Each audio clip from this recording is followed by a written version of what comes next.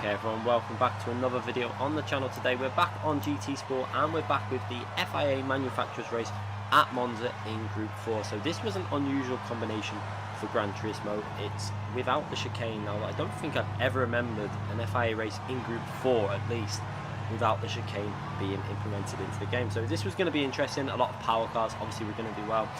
Also people that just managed to get onto the slipstream. You see there the NSX again. In the slipstream is quite a strong car, so that's why the NSX were able to get up on the grid quite high. P5, not the brilliant lap that I really wanted, but it was still good enough to start me in that top 5 position, which is really important in this race, which was always going to be about 2 different strategies. There was 2 options. You could either go for the no stop and really look after your tyres if you felt confident at doing it, if your car was able to do it, or you could go for that 1 stop, change for a new set of tyres and be really strong at the end of the race. It was 100% your decision. Both ways were almost identical in terms of race pace. If you got lucky, I think, in terms of traffic, I think the 1 stop was probably a little bit faster. However, with multiple people doing a no stop, there was always a chance that you were going to get held up, penalty, the risk of penalties, etc. And also with the no stop, you had to be very, very, very cautious in the braking areas to not overuse your tyre life, and just generally being very cautious all the way in the braking, not fighting each other. It was really important to work together in a way in this strategy, because if you start fighting in the lead, you was going to end up dropping places, because as soon as you start fighting, you lose time, you lose the lines through the corners, you wear out your tyres faster. So it's going to be a very tactical race this. Starting from P5, we'll see what we can do and see if we can make it into the podium. So far in Group 4, I've had a very, very good start to the season. We've managed to get, I think, every race we've been in a podium position, and we've only done 1 slot race. We've done the first slot race, we've never had to race again. So let's see if we can keep up that trend with this race in Group 4. Starting the race in P5, behind SDL Sonic there. Very fast driver, driving the Mercedes. Mercedes was always going to be very strong around here. Again, Mercedes Jaguar, a little bit more aggressive on the front tyres than the car I'm in. However, what we're doing here, we can see we've got the hybrid split active again in this race.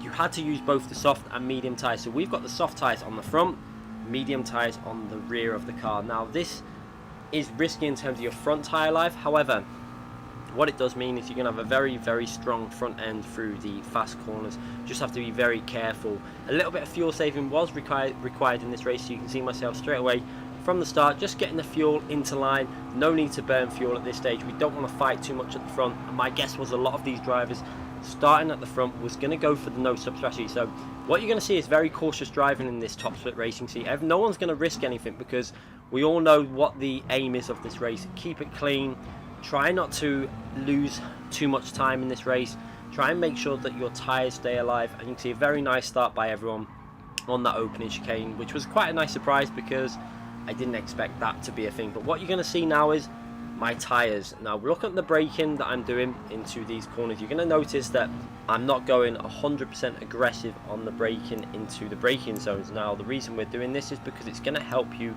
look after your front tyres in particular, and also your rear tyres slightly as well. But what you'll see again into this corner, just keep an eye on that braking. We're only using about 70 to 80%. Now I've learnt this from watching multiple replays of the likes of TRL Lightning, PR1 Fire in P1, which I believe these 2 drivers are at the top in terms of their tyre management. And I think I'm starting to get to a level now where I'm starting to really be able to use that knowledge from watching them and actually implementing it into a race. And this race was the first real test that you can see again. Look at that braking. We're only doing 70% braking. Now what you have to do with this type of braking is just make sure that your braking distances are a little bit longer. So when you're in a slipstream like this, you can really take advantage of it, because it doesn't matter if you're braking 30 yards shorter than what you normally would, because you then have the slipstream on the exit to gain that much more grip. Now there are different ways of looking after different tyres. If you're, for example, when you're looking after the rear tyres, you tend to be very cautious on your downshifting. What you'll also see me do is through this long sweeping right hand corner, very often I was using mixture 2 or coming off the throttle slightly. Reason for that was because I wanted to put as little pressure on them front tyres through this corner, because this corner was quite aggressive. It was really fast. It did tend to want to wear out that front left tyre, so it was being very cautious. And again on the brakes, you can see how I'm being ultra cautious on that brake pedal, keeping them tyres.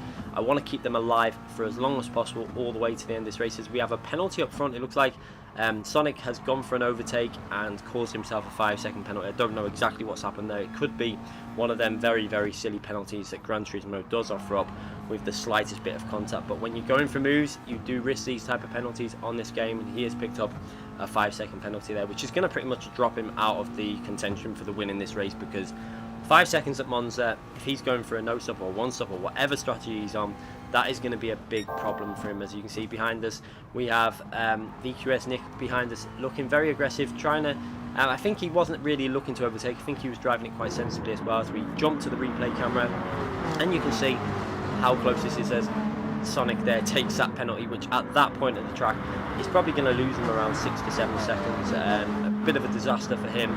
He's going to have to come back, maybe change his strategy and go for a more aggressive approach, maybe try and do a one stop. I'm not sure what he'll do, because without the slipstream of the leaders, the no stop does kind of lose its appeal.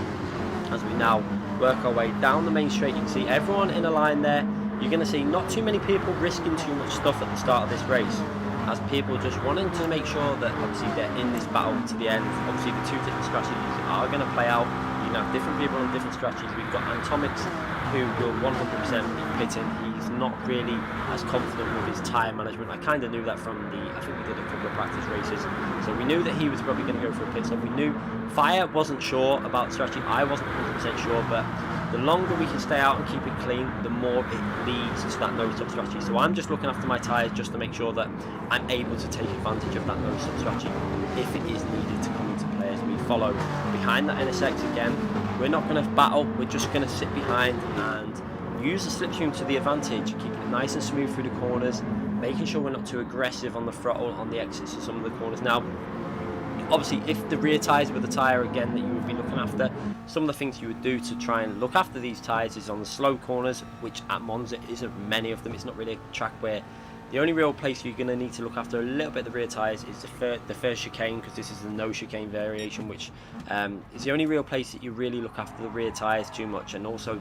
this final corner, you need to look after them a little bit when you're getting on the corner up this straight. Now, when you're getting back on the power, you need to kind of be a bit cautious on the throttle. But you can see again, paying attention to the fuel. We're obviously short shifting a little bit shorter than what we normally would. With the McLaren, you do tend to shift around 50%, but we're keeping an eye on that fuel all the way through this race, just making sure that the fuel is staying nicely where we want it to be. 15-lap race. So far, fuel's looking pretty much spot on, as Fire there going to try and fake a pit entry. Obviously, no one's going to pit after lap 3. I think he's just trying to trick some people into it. Atomics, obviously, though, in that Jaguar, will need to pit at some point probably in this race as we skip ahead through to lap 5, keeping that tyre management going. And now you're going to come through to the first phase, where this is probably the earliest someone would pit in this race. It's still very, very early if you're going to pit lap 5, I think, but it's possible to do, obviously, especially in cars like the McLaren, and if you're really good on tyres, you can easily make that work and still push to the end with 10 laps on the soft tyres. But like I say, brake bias is also going to be very important with your tyre management in these races. I tended to go, I think I started +3 and then gradually moved it back towards the middle. The reason I did that was because with the medium tyres on the rear and the soft tyres on the front end was quite strong with this McLaren, even when the tyres were wearing out. So I kind of just wanted to dole that off slightly towards the end when the grip was worsening. As Atomics there goes into pits, it did actually look like Fire had caused him to do that, but when we watch back on the replay, I think it was kind of deliberate. It looked like he decided that the pit stop might be a good option for him, so he's gone in the pits very early on lap 5. That is a very brave move to go for a pit stop this point in the race. I mean, he's got 10 laps to go. He's going to have a lot of traffic because there's not many other people that would have pitted that early in this race, and I think the pit lane loss was around 9 seconds in this race. But you can see now with Atomics obviously going for that pit stop, we're now into our podium position. Now, we've ran every single race that we've done in Group 4 so far this season. We've managed to finish on the podium on our first lot race, so we're looking good for a possibility of another podium in this race. Now, not too sure how good the NSX was on tyres. I think the NSX can be okay, however it does have a tendency to wear out a lot, like your front and rear tyres, so you have to be quite cautious in a lot of different areas. I do remember driving that car. I do think it's received the BOP change since I drove it. I think it might be slightly lighter now. I'm not 100% sure what they did to it, but they made it, I think it was either 1% weight loss or added 1% power. I can't exactly remember, but It might be slightly stronger, I'm not too sure, but you can see B-Racer behind me. Obviously I know that B-Racer is going to be looking after his tyres. He's a well-taught driver, he knows how to drive, he knows he's going to be looking after his tyres, and it's going to be needed. In front of me, Will, a driver that is coming on very, very strong in Gran Turismo, starting to really compete at the top, at the front, with a lot of fast drivers. So will he be looking after his tyres as much? I wasn't 100% sure if he's at that stage yet. He's definitely got the speed, but the tyre management is something that does take a little bit of work on this game. It is something that's very tricky. As again, Fire faking that pit entry, I didn't really want to be swerving around too much, so I kind of didn't follow that train. I just thought, let's just keep it in a straight line. It sounds a bit silly, but I wanted to avoid all movement of them front tyres and just keep the tyres in as good a condition as I physically could, because there was no need to worry. We got the slipstreams still going down this straight, and the 7th gear on this McLaren is very, very strong. As you can see, putting that mixture free in through this long right hand corner again, trying to look after them tyres, and you can see the tyres are actually looking pretty strong at the moment on this McLaren. We haven't took much life out of them. We're on lap 7 now, not far short of halfway through this race, and the tyres are looking nice. They are definitely looking like they're in the position that they can do a no-stop strategy, and it's going to be really interesting whether we'll be able to make this work in this race from this position. As we have a little look in that bottom left-hand corner, you can see on the replay camera there is still quite a long line of cars in this battle. However, there's a bit of a gap developed. I think it's between P5 and then P6 now. P5 is obviously in the Porsche Cayman, a very, very strong driver on Gran Turismo. I wasn't sure if that car would be able to go for the no-stopper though, because one thing I did say about with the compulsory usage of both tyres with the Cayman, I wasn't 100% sure whether that car was actually that strong on the hybrid split when you put the softer tyre at the front of the car and the harder tyre at the rear, because in general the Cayman is quite in the braking it can rotate quite a lot. I've driven it quite a lot of times, obviously when I've been the manufacturer of Porsche, so that car becomes a little bit sketchy when you're doing stuff like that. So it'll be interesting what strategy P5 will go on in this race, with the fact that the Cayman isn't the strongest car down the straight, but it's not the slowest. It's one of them. It's actually not the weakest car at Monza when we have the first chicane in, because it's got very good traction and it's quite good through corners. But with this massive long straight, it changes the scenario for that Cayman. As we now skip through to lap 9, and this was a stage where I started to sense that P2 in front of me was starting to maybe not have the tyres as much as myself. I felt like my tyre management was going really well at this stage. You can see on the telemetry on screen at the moment that my tyres are actually looking very nice, considering we're coming up to lap 9 out of 15. We're over halfway through the race. B-Racer staying behind me, not really looking to overtake. Again, very tactical driving at the front of this race. We've had people pit now. You can see that the Cayman has pitted. I think the only people in this battle for the no-stop race is the 4 we're looking at right now. We've got B-Racer behind me, we have myself, and we have Will in front, and then Fire in the lead of this race. But now you can see that Will is definitely starting to not look as strong through some of these corners. It looks like that NSX was starting to struggle, so I decided we're going to try and go for an overtake and see if we can get past. However, the risk was, as soon as you're out the slipstream, the pull of the McLaren might not be able to get past the NSX. But Fire gives us a little bit of a tow down the right hand side now. Tactical play there, it probably would work an advantage for Fire to have myself behind him, because he knows that I'm not going to probably go for it. I was quite happy to take P2 in this race, to be brutally honest, because it works better to play it safe together and not fight.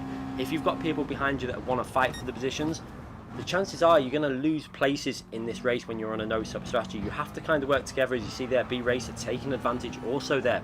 Very good move there by B-Racer. Saw that Will was kind of wrong-footed, takes advantage and gets himself up to P3. But what I did sense was that Will's tyres were starting to fade quite drastically in that NSX at this point of the race. So we now have a different situation where we're now in P2. We've got B-Racer behind. You can see on the replay camera we've got all 4 cars still in a line, and then you can see that chasing pack behind. I think Antomix was actually leading that chasing pack. However, he had pitted on lap 5, and I think his tyres were starting to fade off already. Overly aggressive on the tyres probably. Should have probably waited a little bit longer to pit, I think. Maybe gone in on lap 6 or 7 and then had the better tyres towards the end. However, he's gone for that strategy. So he's actually possibly holding some people. He could be helping them down the straights. You can see in the distance there. It's quite a big gap. However, it's not an unreachable gap. So this was a situation where we've got 2 races on our hands here. We've got a race with the drivers we're in now, and the race with the pit stoppers behind that there. So it's going to be very interesting what strategy will work out. And you can actually see through that long corner there from B Racer that Will is definitely starting to struggle with his tyres. He's not able to hang on. It looks like them tyres on that NSX have pretty much had a day, so it's very important that I got that move and managed to get past, because my tyres were still 100% alive here. Now you can see getting right in the slipstream of Fire, and you can see what I'm doing with the throttle. Look at that, 60 to 70% throttle. Again, trying to make sure that I don't wear out the front tyres, rather than going right behind Fire, battling it out and not getting past, because he would just go defensive and we'd both lose time. I decided just to look after the front tyres through that long right hand corner. Also, it helps with the fuel management, because fuel was still an important part of this race. You can see 4.7, we've got about dead on that in terms of the laps left in this race. So very important that we keep the fuel in touch and make sure that we've got the fuel to push on the final lap on the straights, because if we need to push when in that slipstream to defend against someone, it's going to be vital that we've got enough fuel to do that as we go down through up to the Ascari, approaching the Ascari chicane. Now you can see that gap, keeping it under a second, and that was fine with this McLaren. The McLaren is one of the strongest cars in the slipstream, I think, purely because, again, it's got them 7 gears, which really does help you in slipstream situations going into the Ascari chicane. Trying to be very cautious through it. You can see lifting off the throttle a little bit before we get on the power, just making sure it's nice and smooth through there. And again, this McLaren is still handling very nice, because we've done an absolutely brilliant job with the braking. You can still see that the braking inputs are on lap 11 out of 15 now, and we've been very disciplined with our braking. You can see again, look at that, 50-60% braking, 70% braking, nothing more than that into there, and that's keeping these tyres in really nice shape, and this is going to pay off now. You can see that the gap has actually developed even wider there between P3 and P4, so it's now pretty much a free car race for the win in this race. Will B Racer be able to hold on? It does look like B Racer started to struggle a bit there as we skip on through to lap 13, and it was true. B Racer did start to struggle a little bit with the tyre wear. I think the NSX not quite as capable on the tyres as the McLaren, but the Jaguar is by far not the best car on tyres. But you know, PR1 Fire, one of the best drivers at the moment on this game in terms of looking after the tyres, doing a great job driving that car, especially with the softer tyre on the front and then the harder tyre on the rear, because the Jaguar does tend to be quite a heavy car that uses up its front tyre life. But the McLaren, a very well balanced car. I've said this from the start, one of the reasons why I picked it was because of the Group 4 car. The Group 4 car is so well balanced, it is a very good race car. It's not always the best qualifying car, but in terms of race pace, it is way up there as one of the top 5, I think, on the game. It's just a really nice car to drive, good on tyres. It's not got the best fuel consumption, but because you have them 7 gears, you do have opportunities to save fuel when you're in a slipstream. As we go through to the Ascari chicane to start another lap in a moment, we can see we're on lap 13. We're going to have 2 laps to go in a moment to hold on to this P2. Now, I wasn't really worried about getting the win, because I felt if we're going to battle, we risk losing position, because if you have a little look at there at P4, we have a fast approach in the Porsche Cayman. Now, that Porsche Cayman on fresh tyres is going to be very strong, because the Porsche doesn't really use up much tyre life. It's quite a good car in terms of tyre life anyway. So that Porsche is going to be very strong, especially through the braking areas where we're still looking after our tyres because we can't brake aggressive. If he's got the tyre life to brake in braking zones alone, he's probably going to be gaining up to half a second, and that is going to be quite a big margin. But the good thing is, while we're in the slipstream of that Jag, we can still save some fuel, and we can still get some very high top speed, so we can pull away a bit now. As you can see that B Racer dropping back, it looks like dropping back a little bit more on that straight, where he's really starting to struggle a bit with that tyre management. It's in the braking zones he seems to be able to get a little bit closer, because maybe he's pushing a little bit harder to try and get back into the slipstream. But he's going to be under pressure from the Cayman very shortly, so we'll keep an eye on that going into the braking zone. Will P4 manage to get past B Racer at any point on this lap or the next lap, as we're now on the penultimate lap? Just 1 lap after this to go, and look at the consistency also on the right hand side. What you'll notice is the lap time consistency that we did throughout this race was very, very good, helped by obviously PR1 Fire's consistency, because the aim of this was just to stay in that slipstream, keep it nice and smooth, and look after the brakes and look after the tyres. Sorry, it's again going into the Ascari chicane. You can see that the braking, we're not using that 100% brakes. A lot of people will just slam their brakes down, and that is why you're using up your tyres, because you will just destroy your front tyres if you're slamming on the brakes. And like I say, if you want to look after your rear tyres, a track that's more rear limited, so you're going to use up more rear tyres, you tend to do slower downshifting. Also using mixture 2 on acceleration zones, mixture 3 maybe on acceleration zones before going back into one mixture. That will stop the wheel spin coming out of corners, which will then preserve your rear tyres. The downshifting, the reason why downshifting slower will look after your rear tyres as well is because of the differential. It won't lock the differential as much, which again is going to help them rear tyres survive longer in a race. Also brake bias, we all know, I think most people now understand the advantages of brake bias in terms of looking after your tyres. If you go further forwards on your brake bias, you're going to use up your front tyres. If you go all the way to the rear, you're going to use up your rear tyres. So what you tend to do is, in a practice, even if you just do 7 laps in an online practice lobby by yourself, you get an idea of what tyres are wearing out fastest, put it to a neutral balance, see what tyres are wearing out the fastest, and then alter depending on what tyres seem to be wearing out. So we go into the braking zone, and braked a little bit late there. I actually got a little bit caught out by the slipstream while I was trying to coast into the corner, and actually braked a little bit late. But because we were coasting, we weren't really travelling flat out, and just about got away without hitting fire there. But a little bit of a close moment in this race as we now push and look behind us. We have that Cayman fast approaching. Watch the difference between the Cayman and myself in the corners. He's able to carry, gaining almost half a second there, 3/4 tenths of a second in one corner. However, down the straight, we're going to be able to build that lead back up. You can see it's under 2 seconds of the lead, and this shows you just how close the 1-stop and the 2-stop was. Now, the Porsche Cayman was behind me when he pitted, so almost identical pace between the two strategies, and this is really shows you that I think Polyphony are doing quite a good job with these races at the moment in terms of creating strategies that can work for numerous cars, because if you need to pit, you can pit. If you don't need to pit, you can look after your tyres and stay out, as we now have 1.7 second lead that will increase down the straight up a little bit, obviously with the power of the Jag while I'm following it.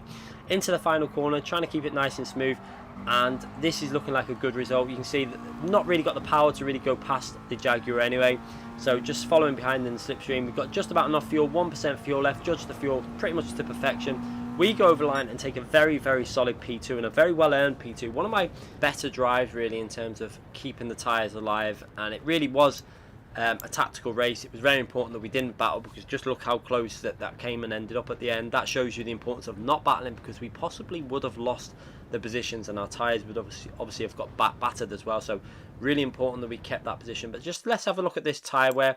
There's fire in P1. No stopped it myself. Slightly better front, slightly worse rear left, but still in reasonably good shape considering how long. P3 obviously in the Cayman did a pit stop. P4 pitted as well in the other Jaguar, and that shows you how good of a job that Fire did in the other Jaguar. As we go to B Racer, just about managed to keep his tyres alive on the front. The rears were a bit worn out.